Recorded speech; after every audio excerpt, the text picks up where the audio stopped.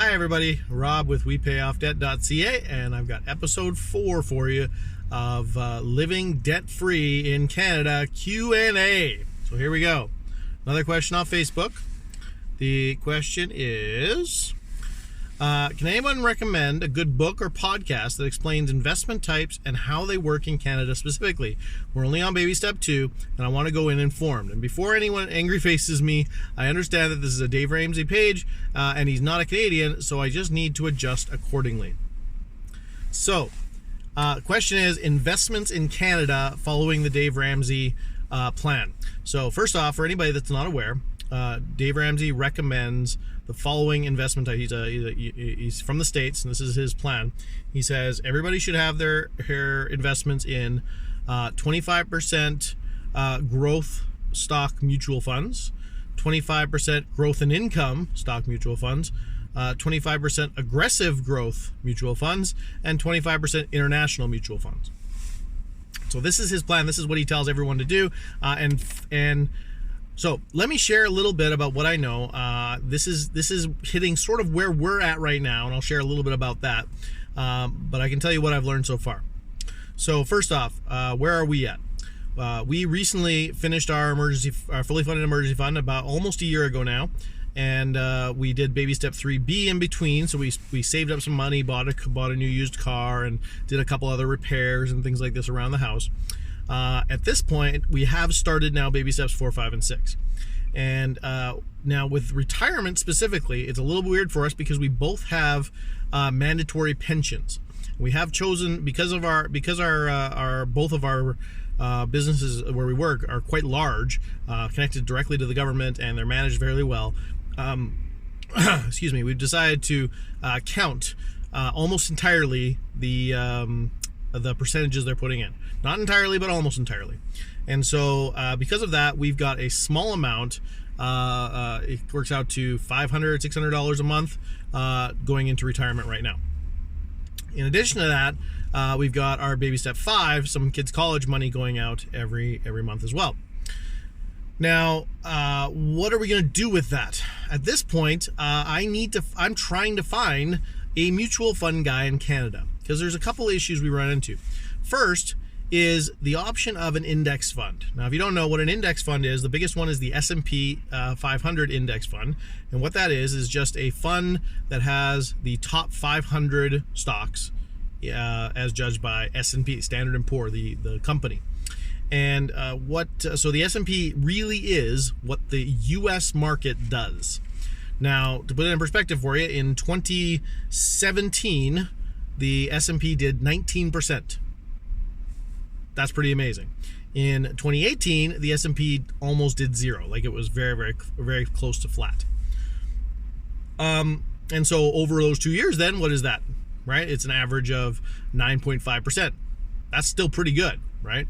And if you look back and going back many, many years, you're averaging upwards of 12%, somewhere in there. Okay. So some people recommend this, and recommend if you're going to invest in anything, just stick it in an index fund. There are 0 fees. You should have an index fund with 0 fees, because it is very passive investing. Nobody's working for you. Nobody's changing the mutual fund very often. It's just a matter of getting in the market. And one thing Dave Ramsey says very, very much so, is never invest in something unless it beats that. Okay, so that's the first principle I can give you, is that from a Canadian's point of view, never ever invest in anything that's worse than the S&P. Why would you? Because you could just invest in the S&P. And when I say worse, you've got to take into account the fees, because mutual funds do have fees associated. And if you're paying the fees, and after paying the fees, you're not beating what you could be doing in an index fund, why would you do it? There's no good reason. And so he would recommend an index fund when you're not doing any better.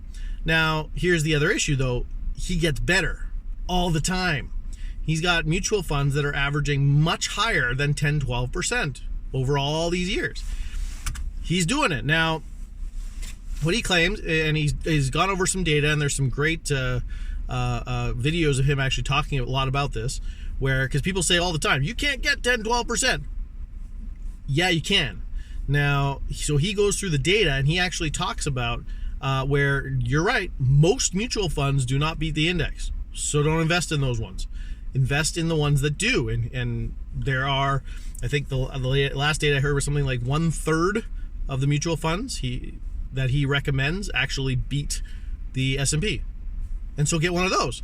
And so he strongly recommends finding somebody to get in your corner who knows mutual funds, someone who you can actually sit down with, who will guide you and show you what the heck is going on, who will teach you and help you make the right decisions. That's a big principle, Dave Ramsey, is you don't invest in anything unless you understand it.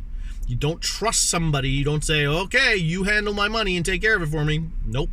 No, you have been put in charge of that money. You have been, it's been given to you to be a steward of. You need to take care of it. And so what that means is that if you're going to invest in something, you need to understand it. So that all said, I'm looking for a mutual fund guy. Right now, it's only been a few months. We're just putting the money into a bank account right now. Don't know what to do with it. I've got a Questrade investment account where I do actually have some index funds. So at the very least, I could stick it in some index funds. I'm not yet. I haven't decided to do that yet. I'm just holding off for a little bit to see if I can find a mutual fund guy in Canada. Because here's the other thing. Canadian mutual funds compared to the US stink. Just stink. The data, if you look at it, if you compare, so the main Canadian index fund is the TSX, the Toronto Stock Exchange, the TSX. And if you compare how the TSX has done in the last 10, 20, 30, 40 years, it's done horribly compared to the S&P. Just horribly. Since 2008, for instance, since the big crash, the S&P has I think it's 2.5 times as good or something. It's been a little while since I looked at the data, but it was significantly better. And so what does that mean to a Canadian? Canadians can buy U.S. funds. You can. Now, apparently there's a couple, from what I've discovered, there's a couple things you can do. One is to actually buy a fund in U.S. dollars. That sounds trickier, apparently. I'm not 100% sure on doing that. But what I have done and what I have seen and what I've got right now is I've got an S&P index fund in Canadian funds. Now, this adds an extra complication to it because then not only do you have the market going up and down, but at the same time you have the dollar exchange rate going up and down. And that makes things extra complicated. So if you have a Canadian, let's see if I can think this through for a sec. If you have a Canadian index fund, okay, let's look at the year it went 19%, for instance. The S&P went 19% in 2017.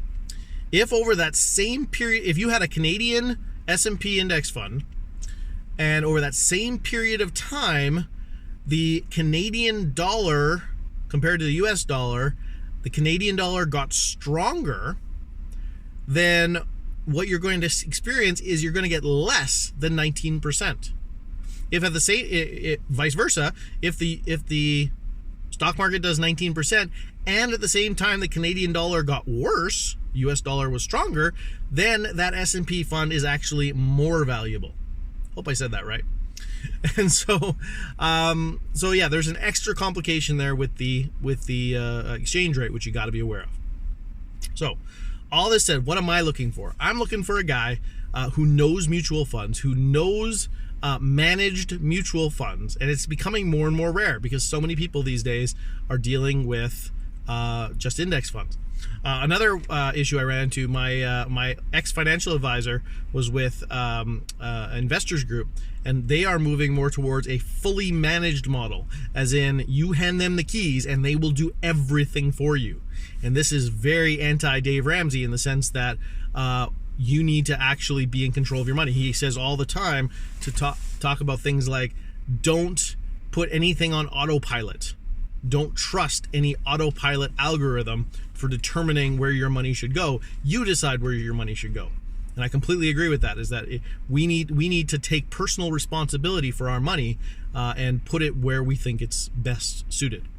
So I'm looking for a mutual fund guy. I'm looking for somebody who knows mutual funds well and can actually help me get the right ones. Can help me find which ones are good and get them invested in that. So and Dave does recommend finding a guy like that and being willing, if somebody with the heart of a teacher, not the heart of a salesman, and you know that by when you leave them, whether you feel like you were sold something or you feel like you learned something.